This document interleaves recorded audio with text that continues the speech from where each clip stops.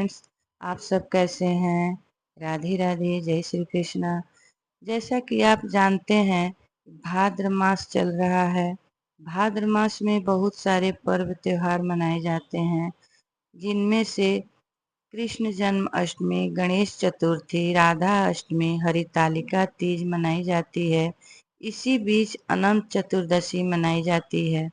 विष्णु जी की विधि विधान से पूजा और व्रत की जाती है, जिसे अनंत चतुर्दशी के नाम से हम जानते हैं।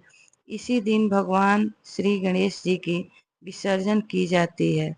तो आज के वीडियो में हम जानेंगे कि अनंत चतुर्दशी कब है और पूजा का शुभ मुहूर्त और पूजा की विधि क्या है, और इसी दिन गणेश भगवान जी की विसर्जन कब करना है।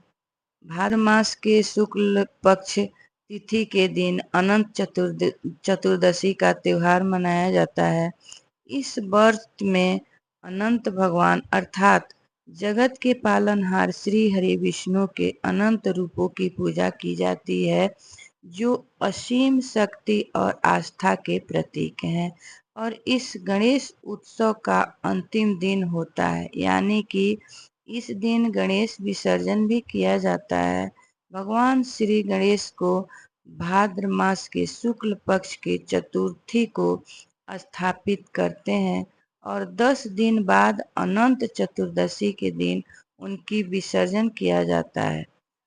पुराणी कथा के अनुसार माना जाता है कि अनंत चतुर्दशी के दिन जो भी भक्त श्रद्धा और भक्ति के साथ व्रत रखते हैं और भगवान अनंत यानी विष्णु भगवान जी की पूजा करते हैं और 14 गांठों वाले रक्षा सूत्र बांधते हैं, तो भगवान विष्णु उनकी हर मनोकामनाओं की इच्छा पूर्ति करते हैं।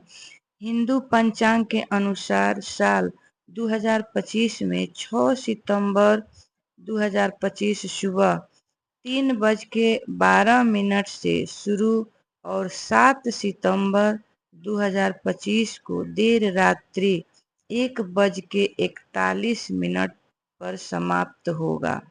उदया तिथि के अनुसार 6 सितंबर 2025 शनिवार को मनाया जाएगा अनंत चतुर्दशी।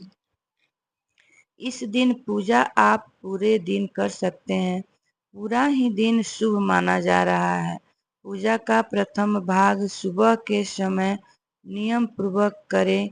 किसी कारणवश पूजा नहीं हो पाए तो शाम तक किसी भी समय आप कर सकते हैं।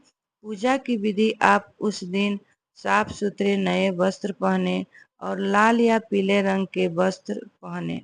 पूजा घर को साफ सुथरा करके एक चौकी पर भगवान विष्णु और गणेश जी की प्रतिमा रखने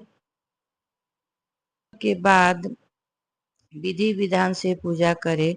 चौकी पर आप 14 तिल्ली बनाएं, उस पर रोड़ी चंदन अर्पित करें और साथ ही प्रसाद पकवान भी अर्पित करें।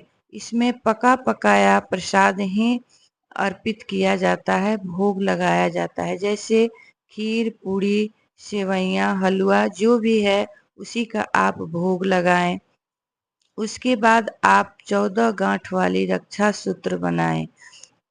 एक गांठ 14 लोकों का प्रतीक है। इस सूत्र को पंचामृत में 5 बार डुबोकर उसके बाद धूप दीप के साथ उसकी पूजा करें। फिर उसके बाद अनंत भगवान की कथा पढ़ें या सुने।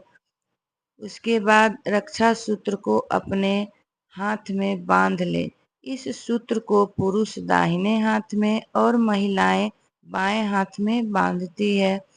फिर अनंत भगवान यानी श्री हरि विष्णु भगवान से आशीर्वाद लें, क्षमा याचना करें और सब में प्रसाद वितरित करें। आप भी प्रसाद ग्रहण करें और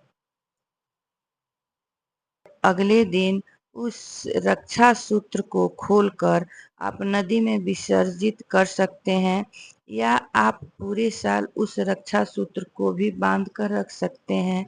अगर मेरा ये वीडियो आप सबों को पसंद आया तो प्लीज़ लाइक, शेयर और सब्सक्राइब करना न भूलें। कमेंट में राधे राधे ज़रूर लिखें।